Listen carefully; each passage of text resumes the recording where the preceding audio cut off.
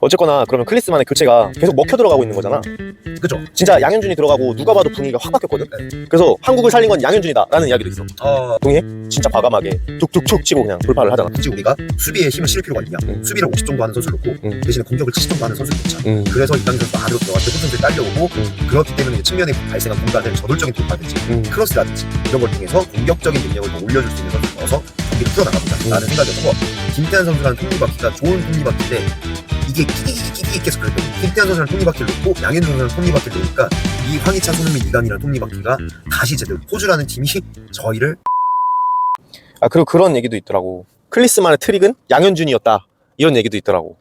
그쵸. 그러니까 뭐 이거를 조금 더 부연 설명을 하자면은 어떻게 보면 대표팀의 장점이었는데, 트릭이라기보다는 이거는 좋은 타이밍의 교체 선수. 왜냐면 저희가 지금 봤을 때 뭐 동점골이라든지 이제 힘든 상황에서 나온 골들이 대부분 클린스만 감독이 교체 15분 이내에 나왔던 골들이었거든요. 그래서 뭐 이거는 조금 다른 얘기로 셀게요. 왜냐면 저도 이거에 대해서 되게 하고 싶었던 얘기가 있어가지고 어떻게 보면 이게 국가대표팀 경기를 이번에 아시안컵 이제 팬들이 보면서 갑갑해했던 이야기인데, 클린스만이 교체를 통해서 경기에서 클린스만 감독님이 좋은 경기 결과를 냈던 거는 맞아요.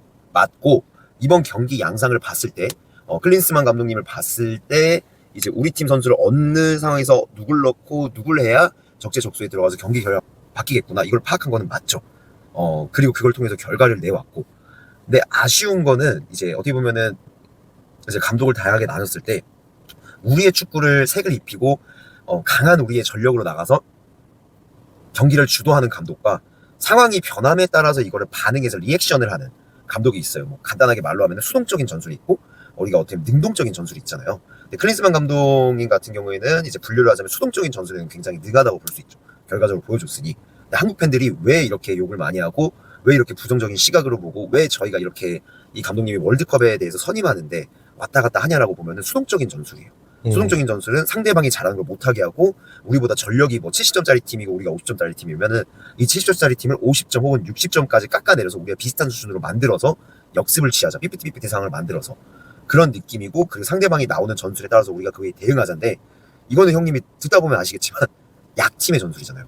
그치. 네, 프리미어리그에서 똑같아요. 맨시티 뭐 아니면 뭐 바이에르 미넨이라든지 뭐 바르샤라든지 이런 팀들이 상대방에 대해서 대응을 하기는 하지만 일단 우리 팀이 가져가는 걸 먼저 하거든요. 그치. 뭐 바르샤라든지 5초 안에 공을 뺏고 뭐 이제 전방 압박을 하고, 미넨 같은 경우에는 뭐 우리 팀이 가지고 있는 전력적 우위를 통해 반대편에 아이솔레이션을 만들어서 밀고 나가다든지, 미넨 같은 경우에는 빠른 스위칭을 통해서 하는데 일단 우리 팀의 색깔이 먼저 보여요. 그리고 그걸 상대 팀이 빠개면은 그에 따라서 전술적인 대응을 2차적으로 하는데, 반대로 우리나라 같은 경우에 지금 아시안컵을 봤을 때는 상대 팀이 뭔가 잘하는 걸 보여주면은 우리가 그걸 막고, 그 다음에 상대 팀이 이게 우리가 전술적인 변화를 가져가야겠다 하고 그에 대해 수동적으로 반응을 하거든요.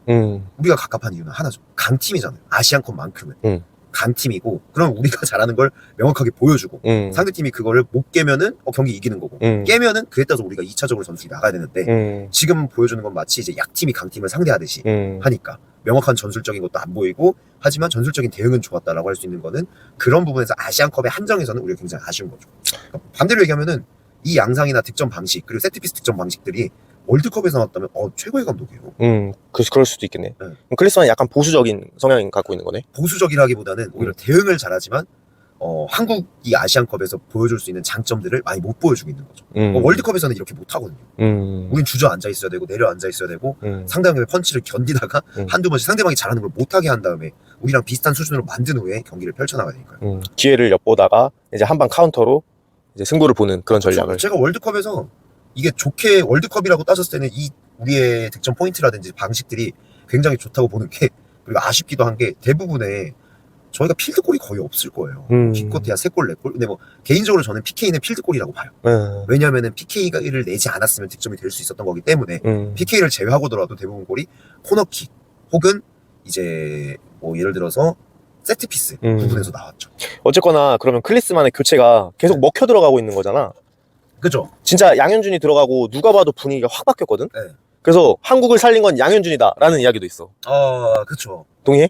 네, 저 동의하고, 뭐 간단하게 말씀드리자면 물론 다양한 또 전술적인 이유들이 있었겠지만, 그 처음에 김태환 선수를 넣은 거는, 그러니까 문득 말하다 생각나 보니까 클린스만 감독이 형님 말씀 맞다나 보수적이다라고 볼 수도 있는 게, 안정적으로 운영을 하려고 한다 느낄 수 있는 게 초반에는 수비적으로 나와요. 굉장히 일단은 안정적으로 경기를 운영하고 그 다음에 변화를 주잖아요. 그런 그런 느낌이 있다고 봤던 게 김태환 선수를 처음에도 놓을 수 있었어요. 왜냐면은 저희가 호주전에서 계속 보였던 아쉬웠던 점이 보면은 이강인 선수가 안으로 접어들어오고 김태환 선수가 오버래핑을 가는 양상이 많이 펼쳐졌잖아요. 그러다 보니까 김태환 선수에게 굉장히 공간이 많이 발생했었어요. 그치. 근데 김태환 선수는 이제 풀백이다 보니까 이걸 1대1을 돌파한다든지 아니면 거기서 크로스를 올린다든지 하는 그 공간을 쓰는 방법이 아쉬웠었죠. 왜냐면 굉장히 큰 공간이 주어졌는데 뭔가 효과가 나오지 않았잖아요. 근데 수비를 넣는 건 맞죠. 왜냐면 우리가 공격만 하는 게 아니잖아요, 축구는. 박태환 선수는 그 돌파하다가 다시 접고 등지는 모습을 많이 보여줬던 것 같아. 그래서 다시 뭐 백을 한다든지. 근데 이제 반대로 양현준 선수는 진짜 과감하게 툭툭툭 치고 그냥 돌파를 하잖아. 왜냐면 양현준 윙이잖아요. 공격수니까. 어떻게 보면 수비력에 대한 걸 좀 포기하더라도 그런 거 아닐까요? 호주가 측면을 많이 측면적인 우리가 수비가 충분하다. 그러면은 이 상황에서는 우리가 왜냐면은 예를 들어 축구는 그렇게 생각해요. 50대 50이면 골이 안 들어가잖아요. 상대 공격수랑 우리 수비수랑 50대 50이면 골이 안 들어가요. 근데 클린스만 감독이 봤을 때는 우리가 지금 수비가 70이고 호주 공격이 50이다. 그럼 굳이 우리가 수비에 힘을 실을 필요가 있냐? 수비를 50 정도 하는 선수를 넣고 대신에 공격을 70 정도 하는 선수를 넣자. 그래서 이강인 선수가 안으로 들어갔을 때 호주 선수에 딸려오고 그렇기 때문에 이제 측면에 발생한 공간을 저돌적인 돌파라든지 크로스라든지 이런 걸 통해서 공격적인 능력을 더 올려줄 수 있는 선수를 넣어서 경기를 풀어나가보자 라는 생각이었던 것 같고 그게 결과적으로는 적중을 했죠.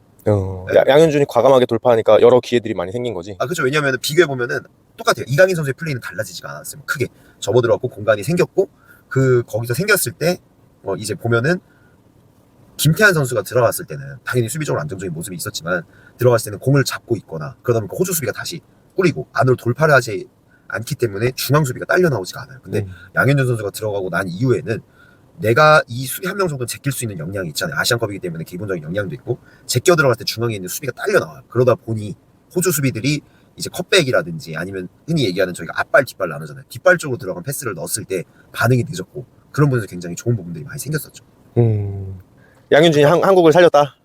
전 근데 그거 같아요. 양현준 선수가 돌아가지 않던 톱니바퀴를 돌렸다.